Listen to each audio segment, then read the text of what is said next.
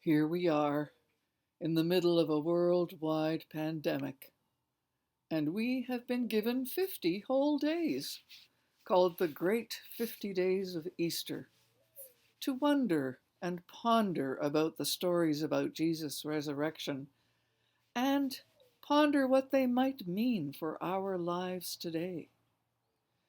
In their wisdom, our faith ancestors understood that this is no small thing, this idea of resurrection. It is a big idea that will change lives, theirs and ours. So, what really happened that first Easter morning? The simple answer is that no one really knows. What we do know with a fair degree of certainty is simply this: Jesus was crucified on a Friday, and on Sunday a number of people claimed various encounters with him in a new form. These encounters vary substantially, to the point where there is virtually no consistency among the gospel accounts.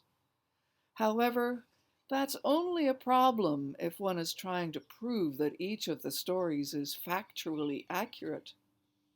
If we suspend that attempt for a moment, as my colleague Donald Schmidt suggests in his book about Easter, and we read the Easter stories in the Gospels for what they are, profound statements of faith, we may discover something powerful and lasting. According to the Gospel accounts, several people were convinced that Jesus was somehow present with them from that morning onwards, and their conviction was not going to change. While on Friday they had felt there was no hope, something on that Sunday morning changed their minds. From that point on, a growing number of people began to claim that the presence of Christ was real, that it brought into the present day the teachings of Jesus, and that it promised to continue the project Jesus had begun of transforming the world.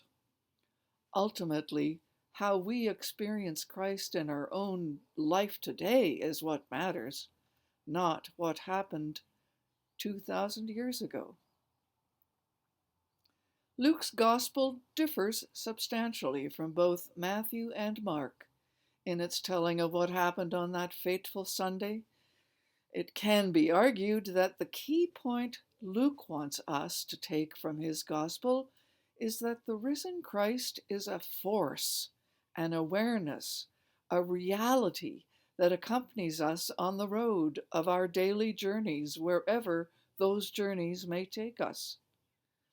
In preaching about this, Reverend Don Hutchings, who is pastor of Holy Cross Lutheran Church in Newmarket, Ontario, comments that when New Testament scholars Marcus Borg and John Dominic Crossan suggest that Emmaus is nowhere, what that means is that Emmaus is everywhere. Emmaus happens again and again. Luke shows us a variety of ways in which everyone, including those of us in the 21st century, can experience the risen Christ. When we doubt, when we too think the women's story may be an idle tale, when we are unsure, when we don't know where we're going or what's going to happen, Jesus comes to us and is present with us. Jesus comes to us in the ordinary moments of our lives, like walking together, sharing a meal, breaking open a loaf of bread, having a conversation, watching a sunrise, or maybe a sunset around a campfire, listening to stories. Thank God for stories that remind us that the disciples are just like us, and the reminder that the Church's liturgical action of taking bread, blessing it, and breaking it will always be a reminder of Jesus' presence. In Luke's story of Emmaus, this is the moment when the two travelers, husband and wife, recognized that the stranger they had met and welcomed into their home was Jesus himself. And in that moment, Jesus vanished. But Cleopas and his wife were filled with unquenchable joy. They rose immediately to run and share the news. Christ has risen. He has risen indeed. Alleluia.